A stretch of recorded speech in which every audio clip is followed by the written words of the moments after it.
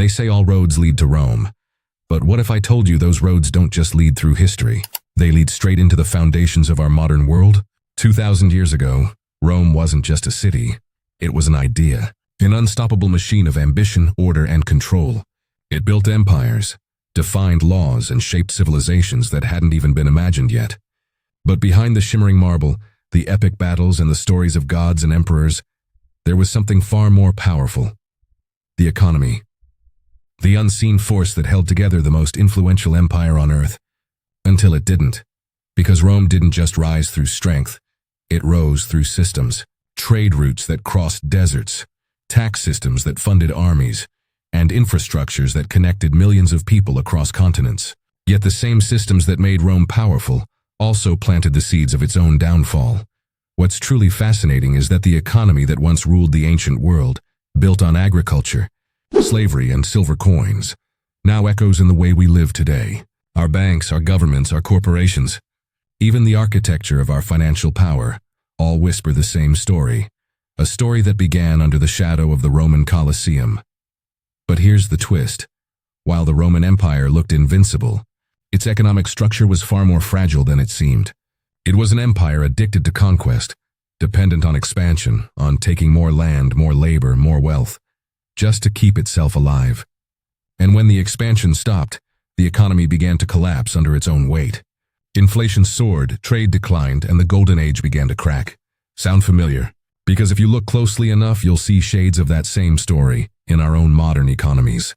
Growth without end, consumption without balance, progress without pause. The Roman Empire may have fallen centuries ago, but its ghost still lingers in our cities, in our markets, and in the way nations chase power today. So what made the Roman economy so unique and so dangerous? How did a civilization that controlled half the known world fail to build a sustainable future? And are we walking down the same marble path that once led Rome to glory and to ruin? In this video, we're diving deep, beyond the battles, beyond the myths, into the real story of Rome's economic rise and fall. From the wealth of emperors to the poverty of peasants, from innovation to stagnation, from glory to collapse, this is the story of how money, power, and empire changed the world forever. Because Rome wasn't just history. It was the prototype, the world's first experiment in capitalism, central control, and global dominance. And whether we realize it or not, we're still living in its shadow. Rome. The name itself feels immortal, carved into history, whispered in every corner of the world. But behind that illusion of eternal strength stood an empire built on imbalance. The marble pillars looked perfect from afar, yet the foundation beneath them was crumbling from the start. At the height of its glory, the Roman Empire stretched from the deserts of Africa to the misty fields of Britain. Its armies were unmatched, its laws revolutionary, and its architecture still stands 2,000 years later. But for all its brilliance, Rome's power wasn't drawn from invention or industry. It came from land, fields, farms, and the sweat of millions of laborers who kept the empire fed. Agriculture was everything. Grain from Egypt, olives from Hispania, and wine from Gaul. These weren't just goods. They were the empire's lifeline. And yet that dependence was also its greatest weakness. One bad harvest could tip the balance. One lost trade route could starve an entire province. Rome looked rich, but its economy was fragile. As fragile as the thin silver coins that carried its emperor's face. Those coins, the denarii, became Rome's heartbeat. They paid the soldiers, bought loyalty, and kept the markets alive. But they also became Rome's curse. Each emperor wanted to leave his mark on history, and in doing so, many began to stretch the empire's finances thin. They diluted the silver in coins to make more money, literally. But that only led to inflation. Prices soared, trust declined, and soon even the Roman elite realized that their wealth was slipping through their fingers like sand. Meanwhile, ordinary citizens felt the squeeze. Taxes rose, land became concentrated in fewer and fewer hands, and the divide between rich and poor widened until it was as vast as the empire itself. The upper class lived in luxury, feasting on imported delicacies, while peasants worked endlessly just to survive. Still, Rome didn't stop expanding. Conquest was its business model. Each new territory meant new resources, new slaves, and new revenue. But when the empire grew too large to manage, the costs began to outweigh the rewards.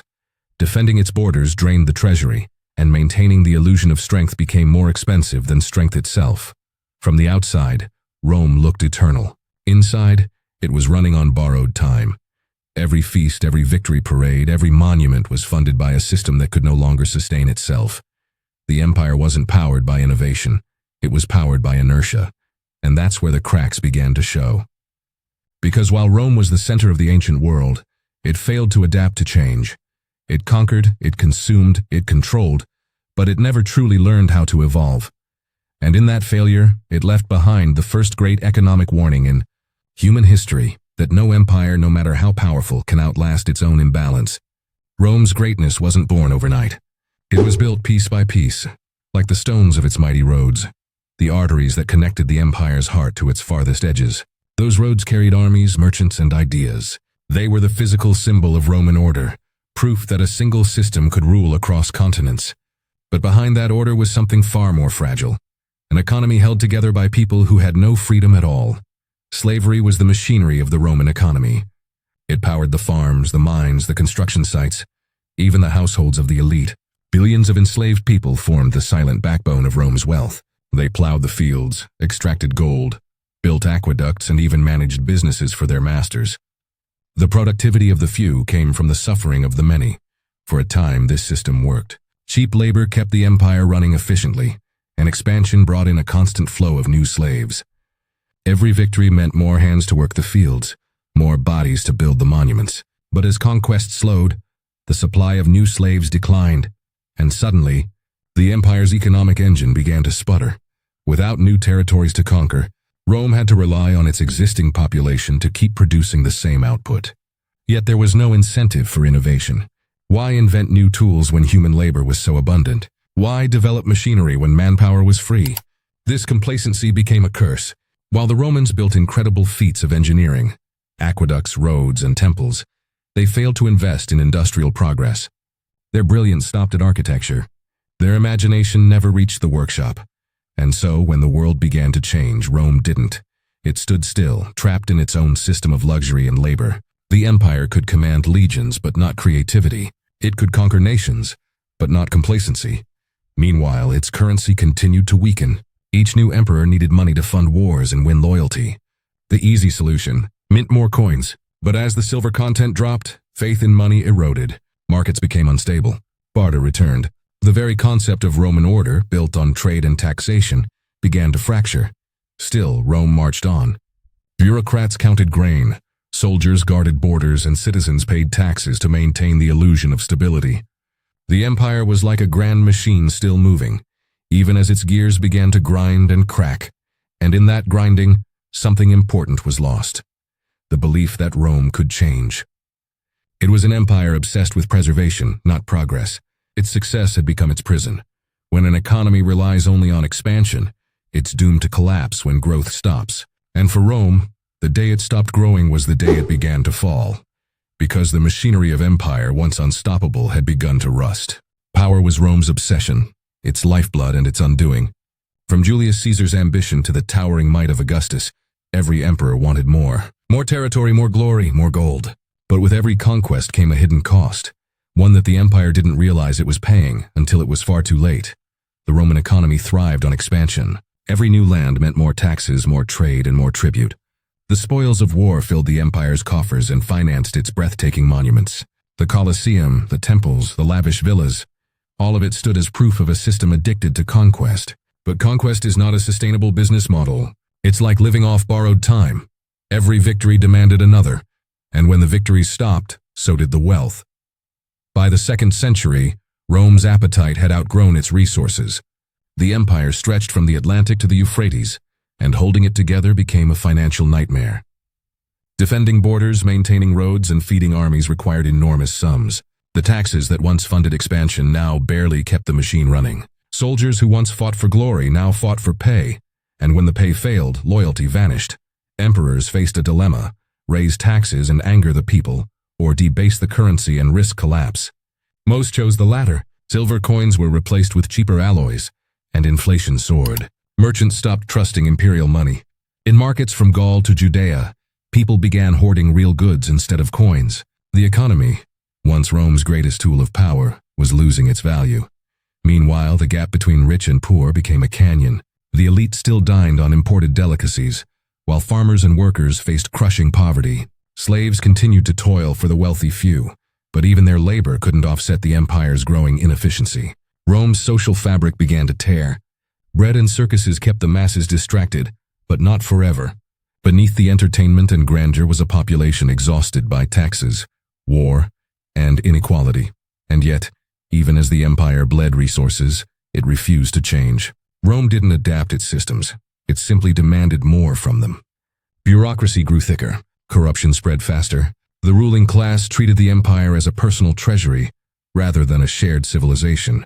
What made Rome powerful, its structure, its discipline, its reach, had now become its weakness. The economy was too centralized, too dependent on the emperor's will. One bad leader could undo decades of progress. Power, Rome discovered, comes at a price, and the more it tried to hold on to it, the more it slipped away. The empire that once ruled through fear and admiration now ruled through desperation and debt. Rome had conquered the known world, but it couldn't conquer its own greed. And soon, that greed would consume everything it built. By the 3rd century, Rome's foundations had begun to crack, not from invasion, but from within. What once made the empire unshakable, discipline, wealth, unity, was dissolving like dust in the wind. The mighty Roman economy, built on conquest and confidence, was now a shadow of itself. Money, the very symbol of Rome's power, had lost meaning. Gold was hoarded by the elite. Silver coins, once the backbone of trade, had become worthless discs of metal. Merchants refused them. Soldiers demanded payment in goods instead of currency. Across the empire, the question whispered through markets and military camps alike. What is Roman value worth if Rome itself is fading? Inflation devoured savings. Farmers abandoned their lands, unable to afford the crushing taxes. Cities that once glittered with marble and trade now echoed with silence. Roads fell into disrepair, caravans grew scarce, and famine swept through provinces that had once overflowed with grain. The empire tried to fix the bleeding with decrees, laws forcing people to stay in their professions, forcing farmers to sell at fixed prices, forcing merchants to trade at government rates. But force cannot rebuild faith. The people no longer believed in the system. As the economy collapsed, so did identity. The Roman citizen, once proud and loyal, became a survivor. The state that had once offered protection now demanded sacrifice. Loyalty could be bought only with food and safety. The army, once the guardian of Rome, turned into a collection of mercenaries, soldiers loyal not to Rome, but to whoever paid them best. Then came the emperors. So many emperors. Between 235 and 284 AD, more than 20 claimed the throne. Most killed before their rule was a decade old. Civil wars tore the empire apart faster than enemies could. Legions fought legions. Provinces declared independence. Every power struggle drained more gold, more men, more hope. Rome wasn't defeated by an army. It was defeated by exhaustion, by greed, by its inability to stop consuming itself. And yet, amid the chaos, there were still glimmers of what Rome had been. The architecture still stood tall, defying the decay. The people still gathered in forums, still spoke Latin, still clung to the dream that the empire could rise again. But dreams cannot feed an empire. As trade routes crumbled and money turned meaningless, people returned to bartering, grain for tools, cattle for salt. The Roman world, once a marvel of economic complexity, had reverted to survival, and in the shadows of broken temples and empty markets, a new question began to rise. If the empire that ruled the world could fall, what does that say about power itself? Rome's value, its wealth, its glory, its pride, had evaporated. But its story was not over, because from the ashes of that collapse, a new force would emerge, one that would redefine civilization itself.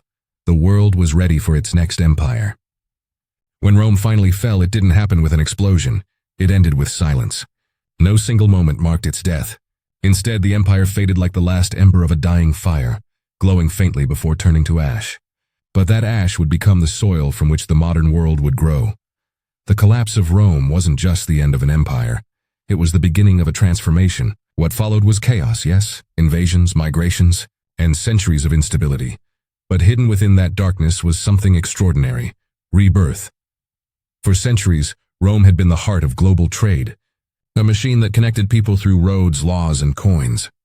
When that machine broke, humanity was forced to rebuild from the ground up. Out of that struggle came new ideas about value, governance, and what it meant to build a society that could endure. The fall taught the world a truth that still holds today.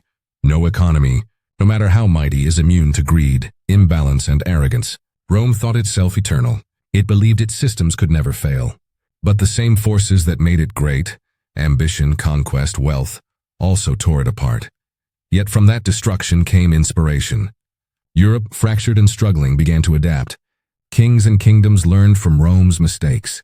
The idea of citizenship, the concept of law, the architecture of governance, all carried Rome's DNA. The ruins of the empire became blueprints for the nations that would follow. Rome's currency may have lost its value, but its ideas became priceless. From the ashes of its financial collapse, new systems emerged. Trade guilds, feudal economies, and eventually the birth of capitalism. The very principles that drive today's global markets trace their lineage back to the Roman Forum, where merchants once debated prices under marble arches. Even in religion, Rome's shadow endured. Christianity, once persecuted, rose from the ruins of the empire and became its spiritual heir. The Roman Church preserved knowledge, language, and philosophy through centuries, when the rest of the world seemed to crumble. But perhaps Rome's greatest legacy is not its roads or laws, it's its warning. Every empire, every nation, every economy faces the same choice: to learn from history or to repeat it. The pattern is timeless: expansion, excess, and collapse. The same mistakes echo through centuries, from ancient marble halls to modern skyscrapers. Rome teaches us that wealth without wisdom is fleeting, that power without balance leads to ruin, and that no civilization, no matter how advanced, is invincible. And yet, the dream of Rome still lives. In our cities, our governments, our ambition to dominate and to endure, Rome breathes. The empire may have fallen, but its heartbeat still echoes through time. Because in the end, Rome didn't truly die. It evolved into us.